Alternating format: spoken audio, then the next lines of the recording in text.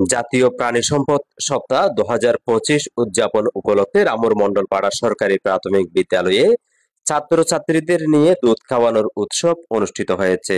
রবিবার সকালে বিদ্যালয় হল রুমে এ উপলক্ষে আয়োজিত অনুষ্ঠানে প্রধান অতিথি ছিলেন রামু উপজেলা নির্বাহী অফিসার মোহাম্মদ এরফানুল হক চৌধুরী।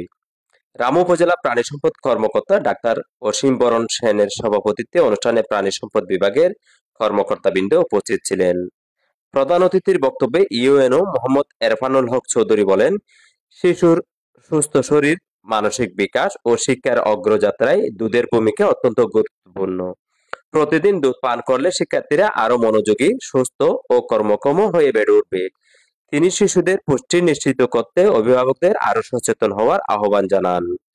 সভাপতির বক্তব্যে ডাক্তার অসীম বরণ সেন বলেন, জাতীয় প্রাণী সম্পদ সপ্তাহের মূল উদ্দেশ্য হলো পুষ্টি, নিরাপদ খাদ্য ও প্রাণী সম্পদের গুরুত্ব সম্পর্কে জনগণকে সচেতন করা। দুধ মানবদেহের পরিপূর্ণ পুষ্টির অন্যতম উৎস। আমরা শিক্ষার্থীদের নিয়মিত দুধ পানে উৎসাহিত করতে প্রতিটি বিদ্যালয়ে এ ধরনের উদ্যোগ চালিয়ে যাব। মণ্ডলপাড়া সরকারি প্রাথমিক বিদ্যালয়ের প্রধান শিক্ষক আনমা আসগর হোসেনের সঞ্চালনায় অনুষ্ঠানে বিদ্যালয়ের প্রধান শিক্ষক, সহকারী শিক্ষক ও শিক্ষার্থীরা উপস্থিত ছিলেন। দুধের পুষ্টিগুণ ও উপকারিতা সম্পর্কে শিক্ষার্থীদের সংক্ষিপ্তভাবে জানানো হয়। এতে অনুষ্ঠানটি আরো প্রাণবন্ত হয়ে ওঠে। দুধের কি আমাদের সুন্দর জীবন, সুন্দর ভবিষ্যৎ, সুস্থ জীবন এবং যদি আমাদের মেধার বিকাশ করতে হলে দুধ কিন্তু খেতেই হবে, তাই না? এই দুধটা যদি আমরা সরকার থেকে পাই তাহলে এটা হচ্ছে আমাদের জন্য খুবই সুবিধা, তাই না?